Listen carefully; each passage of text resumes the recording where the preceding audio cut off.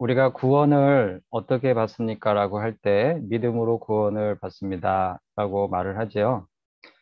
행위가 아닌 오직 믿음으로만 구원을 받습니다. 라고 하는 말은 기독교인에게는 매우 기본적인 교리입니다. 이 교리는 로마서 1장 17절에 복음에는 하나님의 의가 나타나서 믿음으로 믿음에 이르게 하나니 기록된 바 오직 의인은 믿음으로 말미암아 살리라 함과 같으니라 라는 말씀을 근거로 합니다.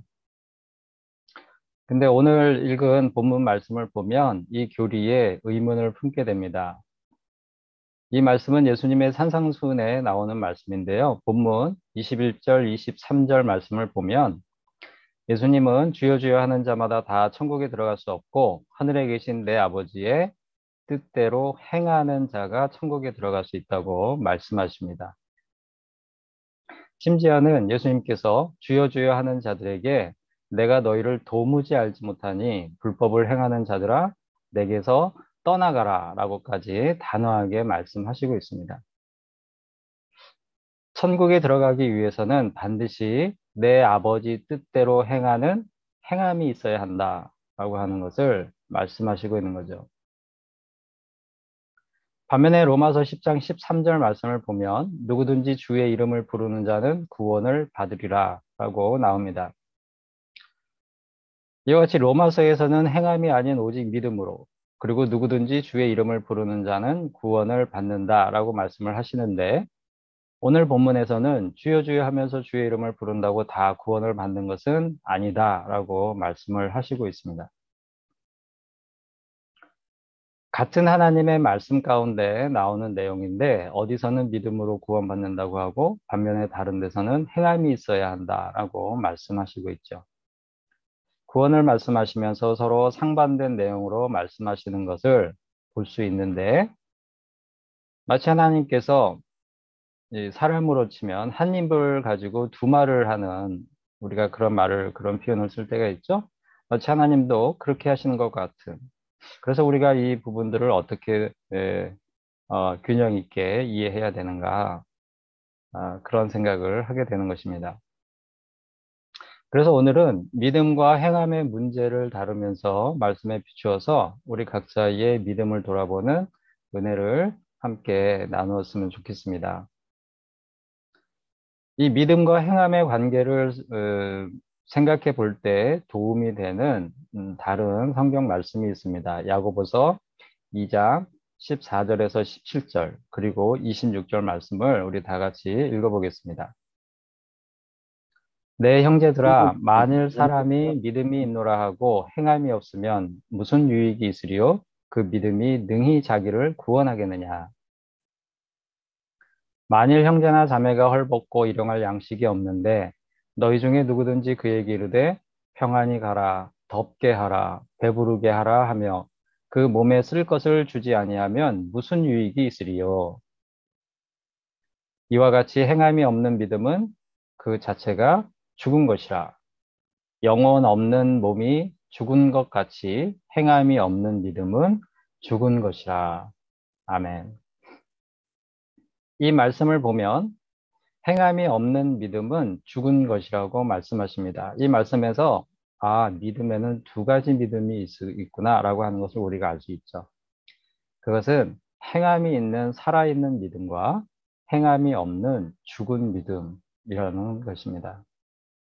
이렇게 믿음을 두 가지로 나누어 보면 믿음과 행함이 서로 상반된 것이 아님을 알 수 있습니다. 오직 믿음으로 구원을 받는다고 할 때의 믿음은 죽은 믿음이 아닌 살아있는 믿음을 말씀하시는 것이죠. 그러므로 주의 이름을 부르는 자는 구원을 받는다라고 할 때 이 역시 당연한 진리로서 이때 주의 이름을 부르되 살아있는 믿음으로 불러야 구원에 이른다라고 하는 것이 되는 것입니다. 아무리 믿음으로 주의 이름을 부르고 외쳐도 그 믿음이 죽어 있는 믿음이라면 구원에 이르지 못하게 되는 것이죠. 단 이때에 살아있는 이 믿음과 행함은 그 순서에 있어서는 믿음이 먼저인 것입니다. 믿음이 먼저이고 행함은 믿음이 살아있다면 당연히 따라오는 결과가 되는 것이죠.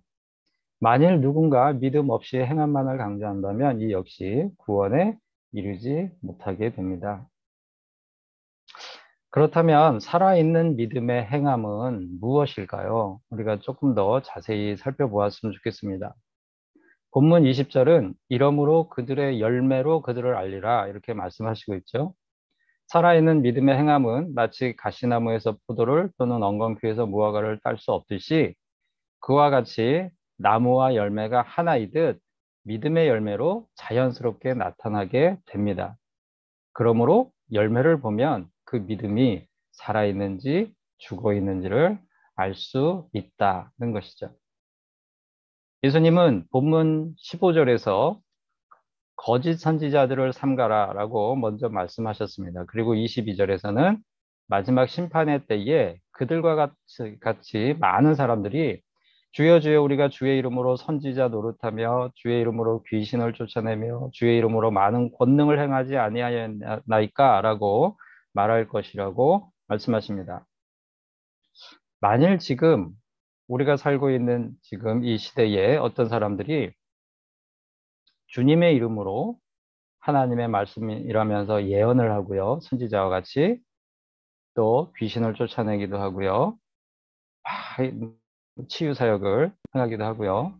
기타 남들이 하지 못하는 놀라운 어떤 일들을 행한다면 그런 사람들을 볼 때 사람들은 아무도 그들이 구원을 받지 못하리라 라는 생각은 하지 않겠죠. 그렇죠? 저 사람들은 저 하는 일들을 보니까 정말 구원을 받겠구나. 우리도 나도 저렇게 했으면 좋겠다. 이런 마음들을 가질 것입니다. 하지만 예수님의 판단은 다릅니다. 예수님이 말씀하시는 믿음이 살아있다라고 하는 것의 증거가 되는 열매는 주의 이름으로 선지자 노릇하고요. 주의 이름으로 귀신을 쫓아내고요. 주의 이름으로 많은 권능을 행하는 것이 그것이 열매가 아니다라고 말씀하시는 것이죠. 아무리 그 사람들이 그런 일들을 해도 그들의 열매를 보면 그들은 살아있는 믿음이 아닌 죽은 믿음을 가진 자들이기 때문에 구원에 이르지 못한다. 나는 그들을 알지 못한다. 그렇게 말씀하시고 있습니다. 그러면 믿음의 열매는 무엇일까? 우리가 보기에 겉보기에 그렇게 위대하고 놀라운 일들을 행하는데 그것으로 구원을 받지 못한다면 믿음의 열매는 무엇일까? 우리가 이걸 또 생각을 해봐야 할 것 같습니다. 앞에서 읽었던 야고보서 2장 15절에서 17절 말씀을 보면 이렇게 말씀하시죠. 만일 형제나 자매가 헐벗고 일용할 양식이 없는데 너희 중에 누구든지 그에게 이르되 평안히 가라, 덥게 가라, 배부르게 하라 하며 말로 그렇게 합니다. 말로 그렇게 하면서 그 몸에 쓸 것을 주지 아니하면 무슨 유익이 있으리요. 이와 같이 행함이 없는 믿음은 그 자체가 죽은 것이라. 여기 보니까 믿음의 열매는 예를 들어서 뭐라고 얘기하시냐면 헐벗고 일용할 양식이 없는 이웃에게 입을 옷과 먹을 양식을 나누어 주는 것이다. 이렇게 말씀하십니다. 그냥 입으로만 하는 것이 아니라 실질적으로 그들의 필요를 위해서 내 것을 나누어 주는 것이다. 하나님께서 구약 성경에서 어려운 사람을 돕는 구제에 대하여 명령하시면서 거듭해서 하시는 말씀이 있어요. 거듭해서. 그것은 나그네를 대접하고 고아와 과부를 돌아보라는 그 말씀입니다. 이 나그네와 고아와 과부는 당시에 경제적 기반이 없는, 그러니까 헐벗고 일용할 양식이 없는 절대적인 약자들이죠. 우리 미국에서 생활하시는 우리 성도님들 또 우리 한국 동포들이 처음에 거기 갔을 때 얼마나 힘든 그런 생활을 하게 됩니까? 나그네잖아요. 기반이 없이 누군가를 의지할 수밖에 없는 그런 약자인 것이죠. 그런 약자들을 돌봐야 된다. 그것이 믿음의 열매다. 라고 하시면서 이 야고보서 말씀에서 믿음의 열매의 한 사례를 우리에게 가르쳐 주고 있습니다.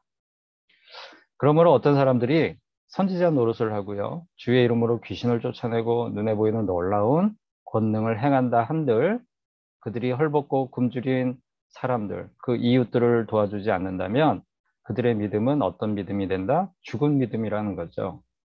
결국은 구원에 이르지 못하는. 그래서 예수님으로부터 마지막 날에 내가 너희를 도무지 알지 못하니 내게서 떠나라 라는 말씀을 그들이 듣게 될 것이다 라고 하는 것을 오늘 말씀이 저희에게 가르쳐 주고 있습니다.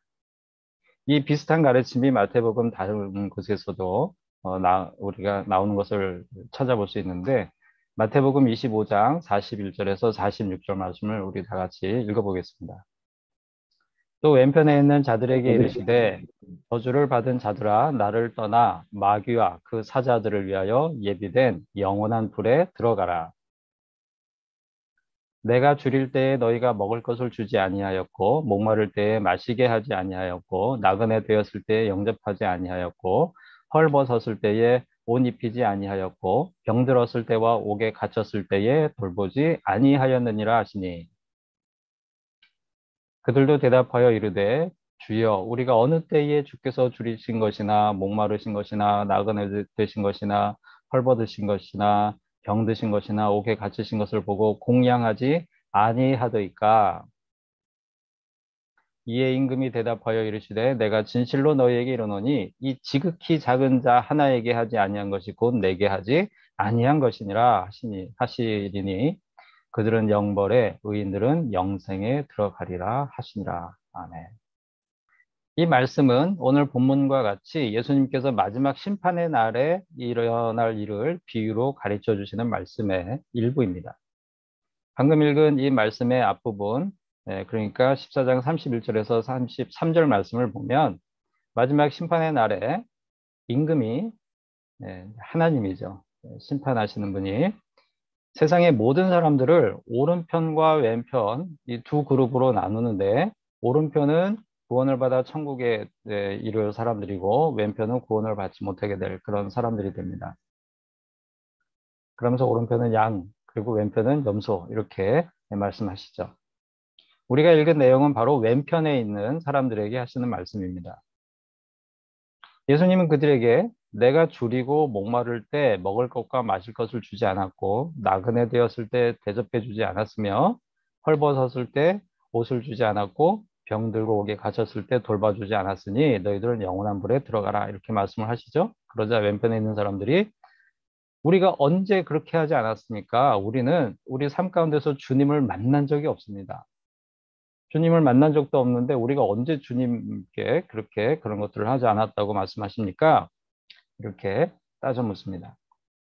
이에 대해 예수님은 뭐라고 하시냐면 너희들이 삶 가운데 만났던 지극히 작은 자 하나에게 하지 아니한 것이 곧 내게 하지 않은 것이다 라고 말씀하시면서 그들의 믿음이 열매 없는 죽은 믿음이었음을 깨우쳐 주십니다.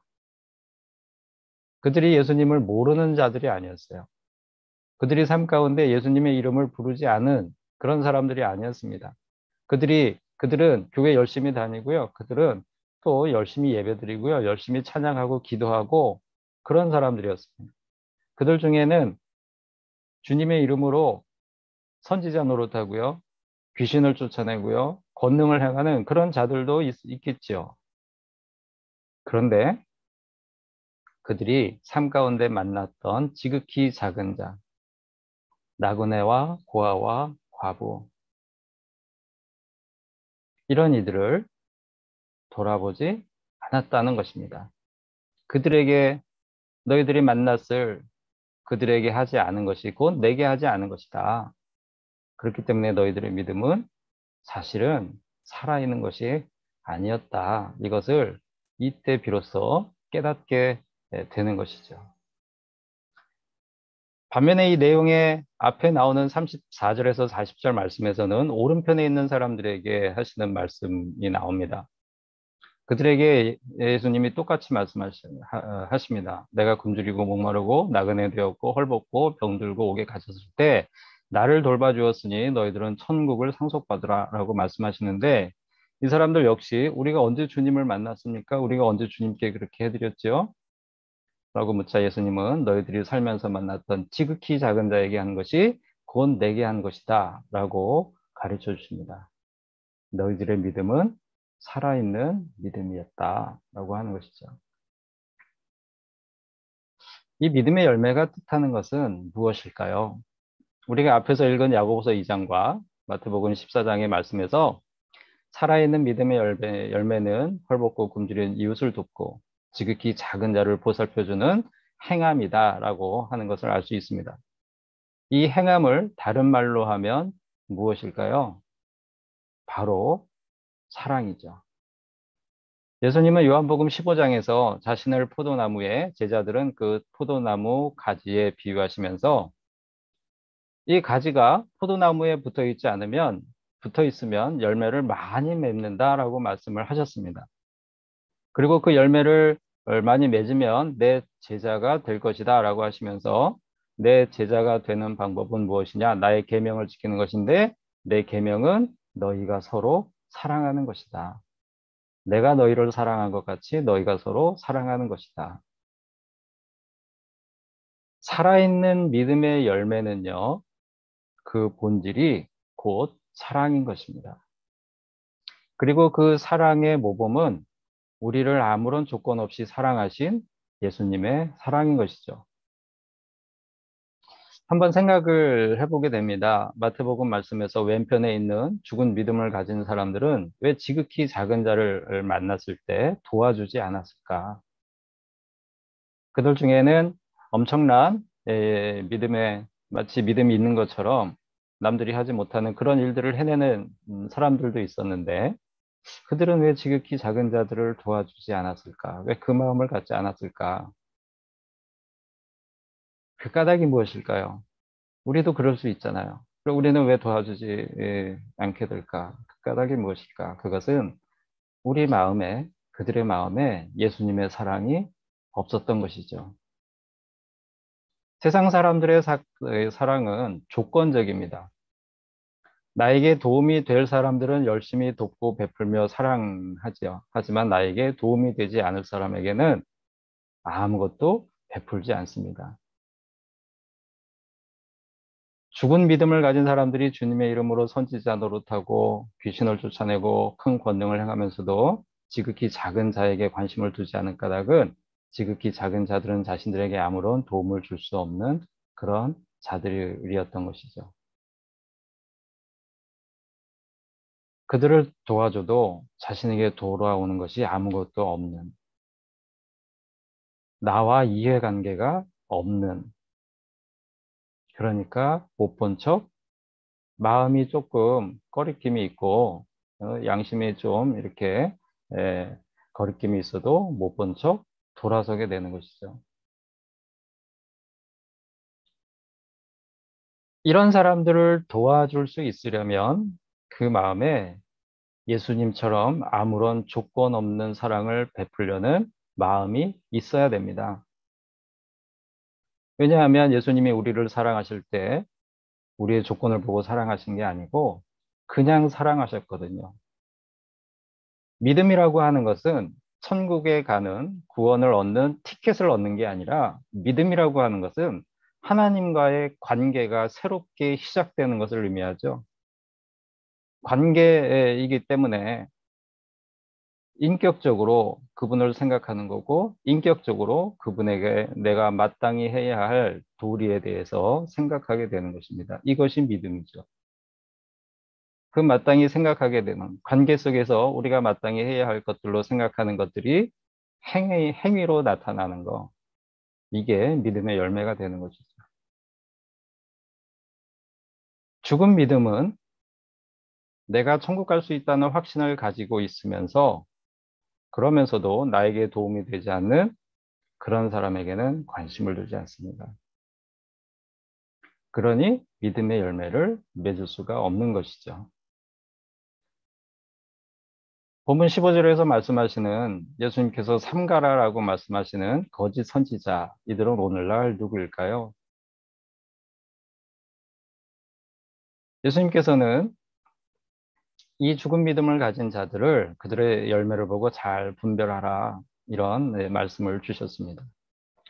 얼핏 보면 선지자 노릇을 한다고 하니 오늘날의 목사들을 비롯한 교회 지도자들을 말씀하시는 것 같습니다. 그러나 죽은 믿음과 살아있는 믿음에 대한 교훈은 교회를 다니는 모든 사람들에게 주시는 말씀이라는 것을 우리 마음에 새겨야 할 것입니다. 그러므로 오늘 말씀을 대하면서 열매로 그들을 안다고 했으니까 주위를 돌아보죠, 이제. 예, 우리가 그러지 않습니까? 이제 이 말씀을 가지고 주위를 돌아봅니다. 그래서 저 사람은 열매가 있는지, 저 사람은 또 열매가 있는지 보면서 저 사람은 살아있는 믿음이고 저 사람은 죽은 믿음을 가지고 있구나. 우리가 이런 생각을 쉽게 하게 되죠. 그런데 먼저는 우리 자신의 믿음을 살펴야 할 것입니다. 나의 믿음은 과연 죽은 믿음일까, 살아있는 믿음일까? 어떻게 할 수 있죠? 나를 통해서 주님의 사랑이 나타나고 있는가? 나는 지극히 작은 자들을 생각하며 돌아보고 있는가? 이런 거 없이 그저 때가 되면 교회에 가고요. 때가 되면 예배를 드리고요. 또 뭐 필요하면 기도를 하고요. 또 찬양을 하고요.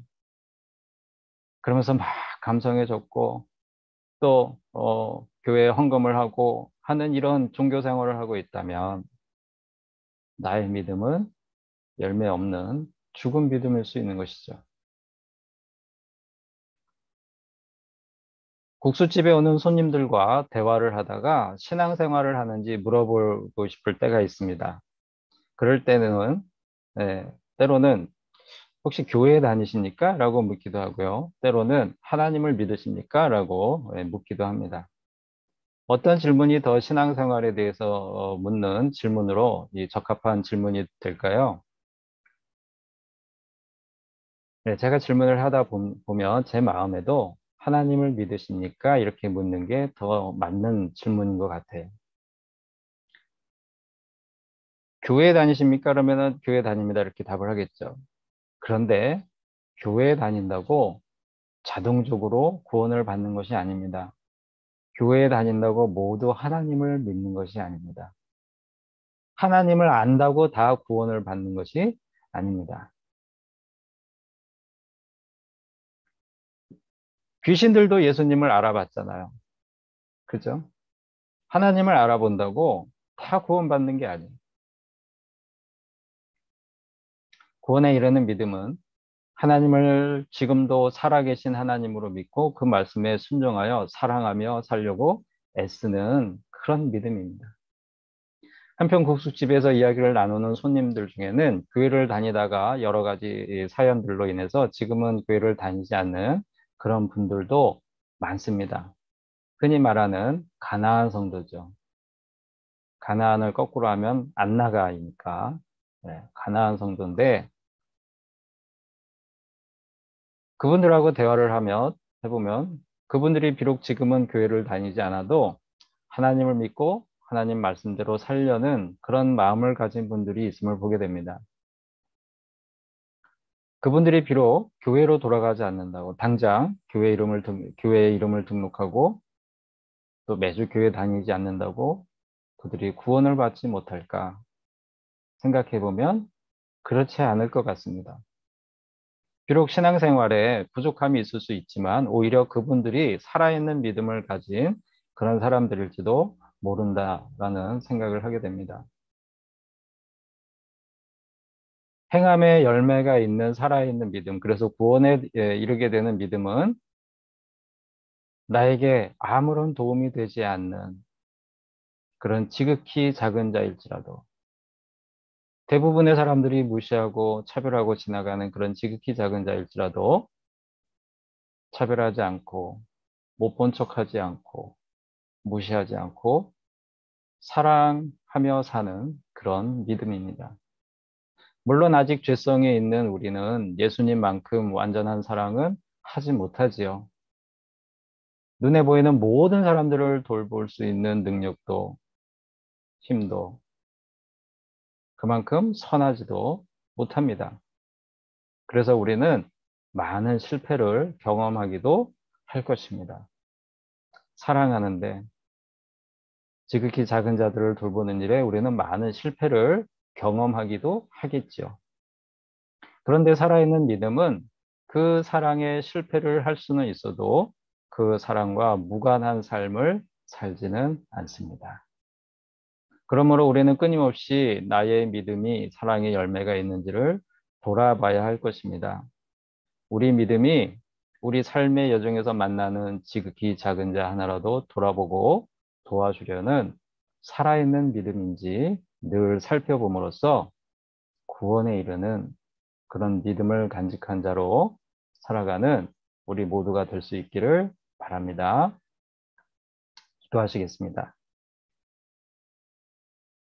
살아계신 하나님, 저희들의 행함이 저희들의 믿음이 살아있다는 증거가 될 수 있기를 소망합니다. 그럼에도 죄성과 연약함으로 인해 늘 넘어지고 실패할 수밖에 없음을 고백합니다. 그때에 좌절하지 말게 하시고 우리를 도우시는 성령님을 의지하여 우리 삶 가운데 만나는 지극히 작은 자들에게 그리고 이웃들에게 주님의 사랑을 나누며 살게 하여 주시옵소서. 예수님의 이름으로 기도합니다. 아멘.